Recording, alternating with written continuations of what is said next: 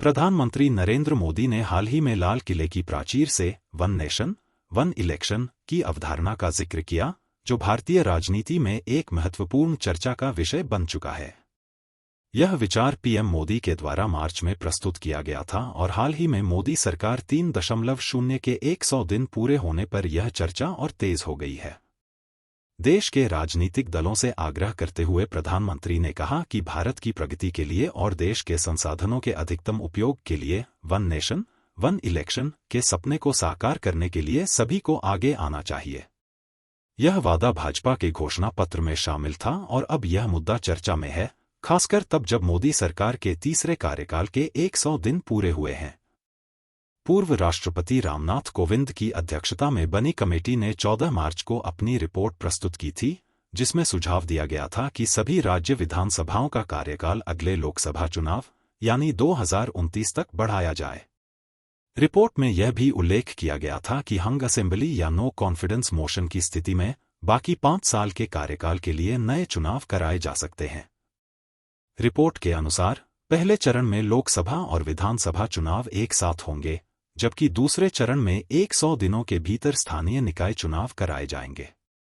इस प्रकार मोदी सरकार किसी भी कीमत पर वन नेशन, वन इलेक्शन को लागू करने की दिशा में अग्रसर है। साल 2018 में लॉ कमीशन ने वन नेशन, वन इलेक्शन के समर्थन में एक ड्राफ्ट तैयार किया था।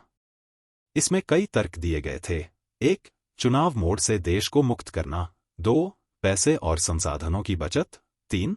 सरकार की नीतियों को बेहतर ढंग से लागू करना। और 4. सरकारी मशीनरी का विकास कार्यों पर फोकस करना। हालांकि राजनीतिक रूप से यह विचार पीएम मोदी की एक चक्रव्यूही योजना के रूप में देखा जाता है। विपक्षी दलों का मानना है कि यह विचार कार्यान्वयन के लिए असंभव है और बार बार इसे एक शिगुफा माना जाता है। विपक्ष ने वन नेशन, वन इलेक्शन के विचार पर सवाल उठाए हैं।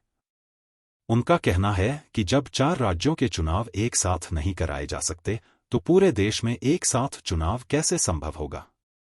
उन्होंने यह भी तर्क किया कि वर्तमान में 4 राज्यों के चुनाव 2 हिस्सों में बांटे गए, जिससे यह स्पष्ट होता है कि वन नेशन, वन इलेक्शन का विचार व्यावहारिक नहीं है। वन नेशन, वन इलेक्शन को लागू करने के लिए संविधान में कम से कम 5 संशोधन करने होंगे। इसके अलावा 50% राज्यों को इन संशोधनों पर सहमति देनी होगी और संसद में बहुमत की आवश्यकता होगी। इन संवैधानिक बाधाओं के कारण इस विचार को लागू करना मोदी सरकार के लिए एक बड़ी चुनौती है। वन नेशन, वन इलेक्शन की अवधारणा भारतीय राजनीति में एक विवादास्पद विषय बन चुकी है। जबकि प्रधानमंत्री नरेंद्र मोदी और उनकी सरकार इसे लागू करने के लिए प्रयासरत हैं, विपक्षी दल और विशेषज्ञ इस विचार को व्यावहारिकता के दृष्टिकोण से संदेह की दृष्टि से देख रहे हैं। यह देखना दिलचस्प होगा कि क्या इस विचार को वास्तविकता में बदला जा सकेगा या यह एक दूर की कौड़ी ही बने रहेगा। एक देश एक चुनाव होना चाहिए, उसकी ओर आस्ता आस्ता सरकार बढ़ रही है और देश का मन भी उस तरफ बढ़ रहा है। आने वाले दिनों में ये होगा। एक नेशन एक इलेक्शन की बात, यह सरकार सूत्रों पर कब तक चलती रहेगी?